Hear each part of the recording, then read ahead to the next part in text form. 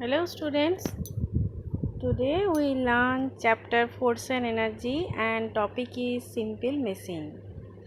In previous class we have learned simple machines, complex machines, lever and types of levers with examples.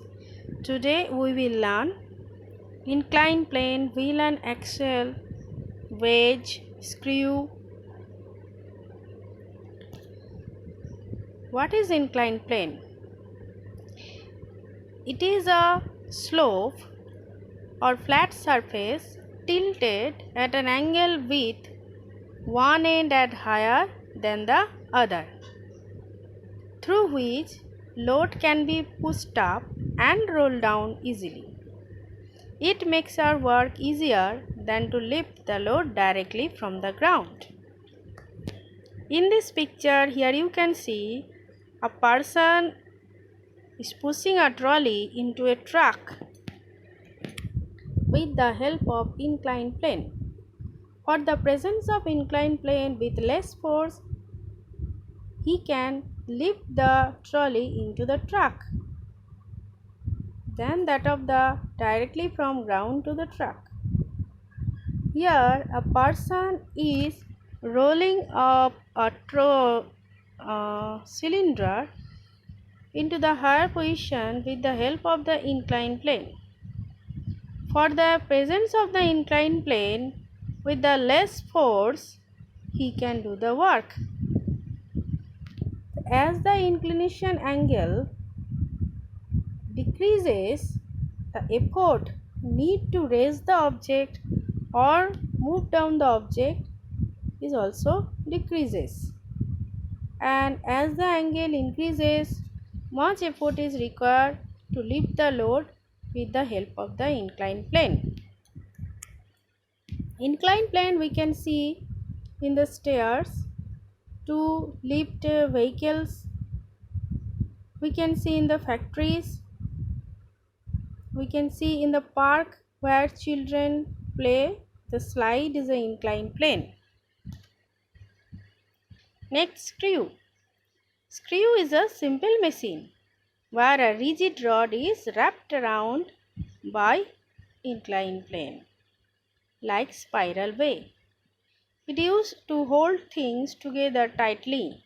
We can see screw at the door hinges in small machines like TV, radio to hold things together tightly. You can see here the inclined plane is wrapped over the plain iron nail and for which it is able to hold things together tightly. For the presence of the spiral inclined plane, it can be easily pierced into the object and it also can be taken out from the object as when required with less effort. So, it is a simple machine. Next, wheel and axle. Wheel and axle also a simple machine where wheel turns on a rigid rod called axle. When the wheel rotates, the rod or the axle also turns. It is present in wheels of cars, bicycle, doors. It is present in steering of the car. Wheel and axle arrangement. This rod moved in the clockwise direction. When the rod or the axle move in the clockwise direction, the wheel also move in the clockwise direction and the object move. In the door knob, when the knob of the door is rotated or the wheel is rotated, the axle present inside it also rotate and open and close the door.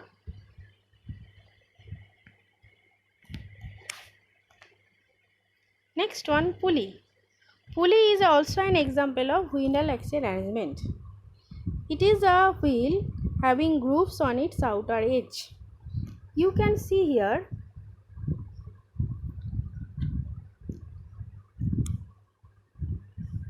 the pulley with a groove on its outer edge where a rope or chain is passed.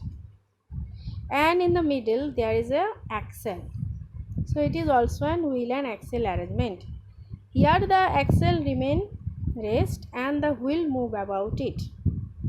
When the rope is being pulled from one side, the other side rope come up. So by changing direction, it makes our work easier. Here you can see the boy is pulling the rope in downward direction and the weight or the load is moving in the upward direction. So less force is required than to lift the load directly from downward to upward. It is used in hoisting flags, for lifting heavy loads in the construction site, for lifting water from the well, and movable pulley also used in many purposes for lifting heavy loads in factories.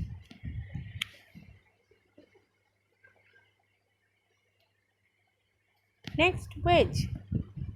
It is a simple machine where two inclined planes join together in such a way that one end is sharp and other end is blunt. It is used for cutting, for splitting. Examples are axle, chisel, knife, blade, needle, etc. Now, what are when the two inclined planes? One inclined plane is this and another inclined plane is this one. These two inclined planes make one edge very sharp and other end blunt. And when force is applied on the blunt end, the sharp end easily can cut or split the object. So it is a simple machine. This wedge is also present in your pencil sharpener.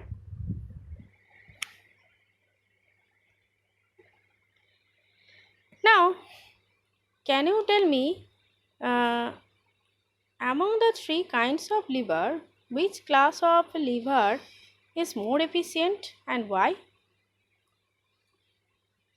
Of course, second class lever. Let us check. Now, efficiency or mechanical advantage of a lever is equal to effort arm by load arm, or the ratio of effort arm and load arm. In second class lever, effort arm is always greater than load arm. So, by applying less effort, a load can be moved easily. Let us take an example of nutcracker. In nutcracker, the effort arm is greater than load arm. When effort arm is greater than load arm, mechanical advantage is greater than 1. So by applying less force, we can easily crack the nut. In first class lever, load arm and effort arm are equal. So mechanical advantage is 1. In third class lever like ice tongs, the load arm is greater than effort arm. So when load arm is greater than effort arm, mechanical advantage is less than 1. Therefore, among these three kinds of lever, second class lever is more beneficial to us. Today up to this.